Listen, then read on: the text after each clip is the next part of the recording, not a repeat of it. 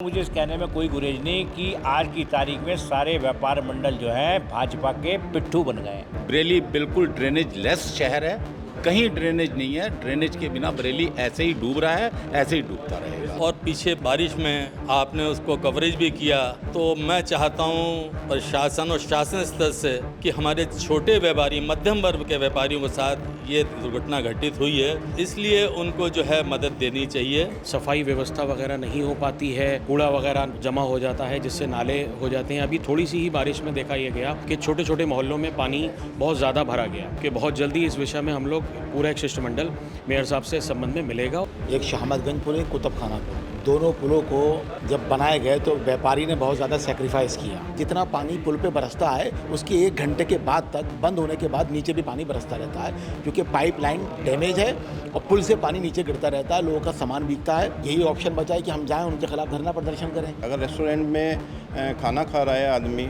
तो उसको 5% GST दे रहा है, अगर बेकरी में बैठ के खाना खा रहा है तो वो 18% क्यों दे रहा है? जो जरूरी समस्याएं हैं उन तक को उठाने से आदमी बच रहा है। ये सरकार हमारी है और सरकार से व्यापार मंडल एक जो है गैर राजनीतिक संगठन था, है और रहेगा। और हम अपनी बात को पुरजोर तरीके से पहले सपा की सरकार में भी उठाते थे, बसपा की सरकार में भी उठाते थे, आज भाजपा के होने के बावजूद भी भाजपा की सरकार में भी उठाएंगे।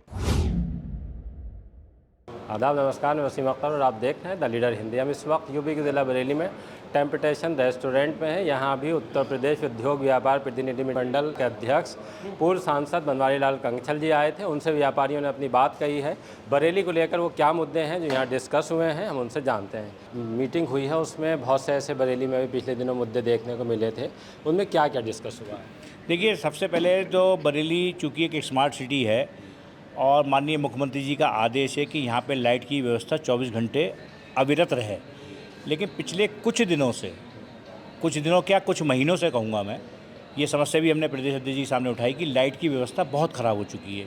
इवन यहाँ तक कि पॉश इलाकों में भी लाइट बिल्कुल किसी कीमत पे आ नहीं पा रही है, आ रही है तो उसमें फॉल्ट ज़्यादा हो रहे हैं।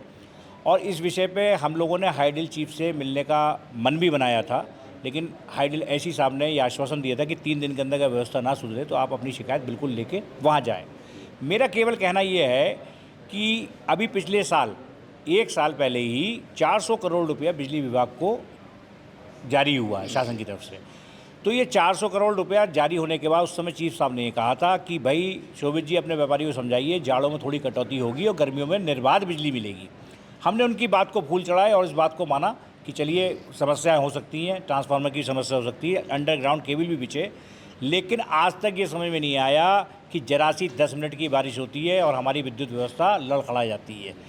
उसके बाद आपने 400 करोड़ रुपया फूका किस जगह भाई, किस जगह लगाया? चीफ साहब से हमने यही सवाल किया है कि 400 करोड़ रुपया किस मद में खर्च हुआ और लाइट की व्यवस्था अब तक क्यों नहीं सुधरी? ये मैं मानूंगा कि गर्मियों में लोड अवश्य बढ़ जाता है, लेकिन इसकी तो तैयारी आपको पहले से करनी चाहिए ना। जाड़ों में आप क्या सो रहे थे?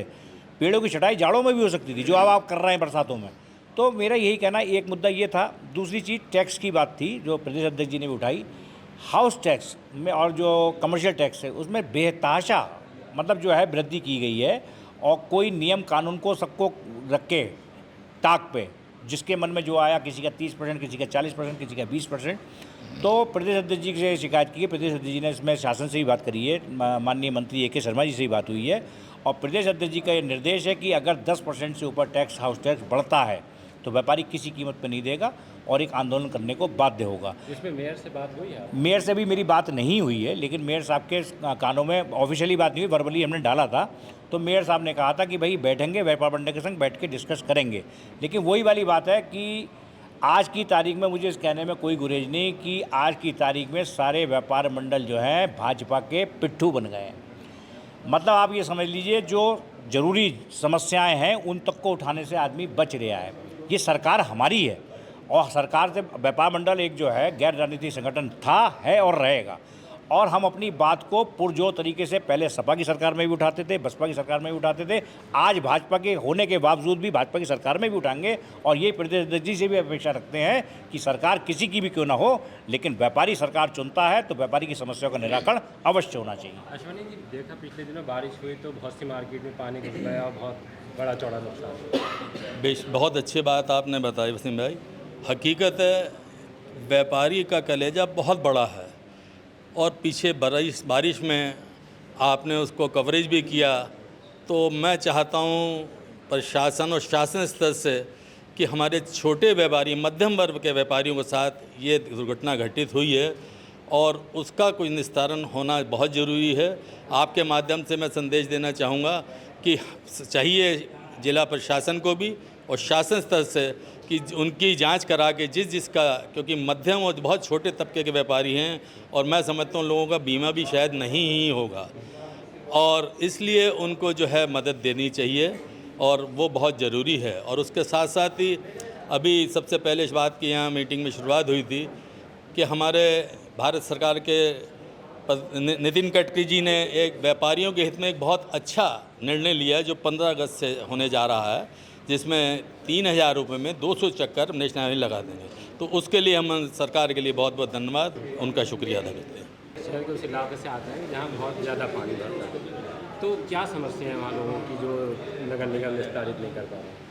देखिए, होता क्या है, बेसिकली मोहल्ले में छोटी छोटी नालियाँ होती हैं और प्रॉपरली उनमें सफाई व्यवस्था वगैरह नहीं हो पाती है, कूड़ा वगैरह जमा हो जाता है जिससे नाले हो जाते हैं। अभी थोड़ी सी ही बारिश में देखा यह गया कि छोटे छोटे मोहल्लों में पानी बहुत ज़्यादा भरा गया, जिसके बारे में हम लोगों ने एक बार अभी हमारे अध्यक्ष जी ने, शोभित सक्सेना जी ने, मेयर साहब से भी वर्बली बात करी और हम लोग की एक तैयारी चल रही है कि बहुत जल्दी इस विषय में हम लोग पूरा एक शिष्टमंडल मेयर साहब से इस संबंध में मिलेगा और इस तरह की शिकायतों के निराकरण के लिए उनसे बात करेगा। धन्यवाद। 2 पुल बनने के बाद जैसे अभी मैंने देखा कि जो पानी भरा दुकानों में, तो उसमें लोगों का ये कहना था कि पुल का जो निकास का सिस्टम है वो ठीक नहीं किया गया है। पुल के निकास का क्या, मेरे हिसाब से तो पूरी बरेली में निकास का कोई सिस्टम नहीं है। मैं बरेली की पॉश कॉलोनी मॉडल टाउन में रहता हूँ। वहाँ पे नालियाँ तो हैं, लेकिन नाली मॉडल टाउन के बाहर जाने का कोई रास्ता नहीं है, जिसकी वजह से पानी अंदर ही रह जाता है। अब क्या है, सड़कें ऊंची हो गई जहाँ पे पुल बने, दुकानों वाला हिस्सा नीचा है, ड्रेनेज का सिस्टम है नहीं, सीवर लाइन है नहीं, इसलिए वो पानी दुकानों में जा रहा है। इसकी व्यवस्था, ड्रेनेज की व्यवस्था तो बहुत मस्ट है बरेली के लिए।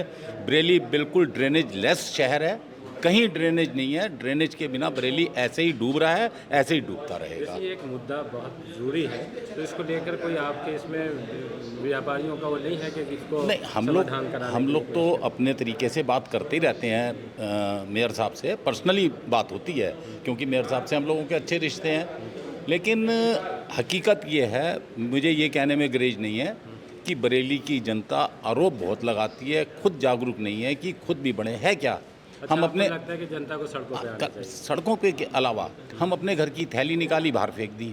ड्रेनेज का चौक का ऐसे होता है, प्लास्टिक की थैली से, पन्नी से, इन्हीं चीज़ों से होता है और इसको हम हटाते नहीं हैं। तो इसलिए ये भी बहुत ज़रूरी है कि हम अपने आसपास भी सफाई रखें, जिससे ड्रेनेज का सिस्टम जो थोड़ा बहुत है वो ध्वस्त ना हो, वो कम से कम चलता रहे। अच्छा, जो ड्रेनेज सिस्टम थोड़ा बहुत है वो लोग बचाएं उसको। कायदा तो यही है भाई हमारे राइट्स हैं तो ड्यूटीज़ भी हैं हमारी अपने देश के लिए, अपने शहर के लिए, तो हमें वो काम भी करना चाहिए। दरअसल भाई, मीटिंग में बहुत कुछ डिस्कस हुआ होगा, कोई ऐसी समस्या जो आपको लगता हो कि उसका समाधान नहीं हो रहा है, बार बार उठ रही है? ये जो 2 पुलों की अभी आपने बात की, एक शहामतगंज पुल, एक कुतुबखाना पुल, दोनों पुलों को जब बनाए गए तो व्यापारी ने बहुत ज़्यादा सेक्रीफाइस किया, बड़ा नुकसान हुआ और सहयोग भी किया। दोनों पुलों के नीचे बड़ी प्रचंड समस्याएं हैं।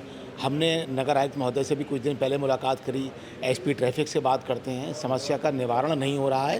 कुतुबखाना पुल के नीचे भी ट्रैफिक व्यवस्था बहुत ज़्यादा ख़राब है, लाइटिंग की व्यवस्था भी ख़राब है और शहामतगंज में भी बिल्कुल ट्रैफिक व्यवस्था डैमेज है और साथ साथ जो पुलों में लाइट होती हैं वो भी गड़बड़ हैं।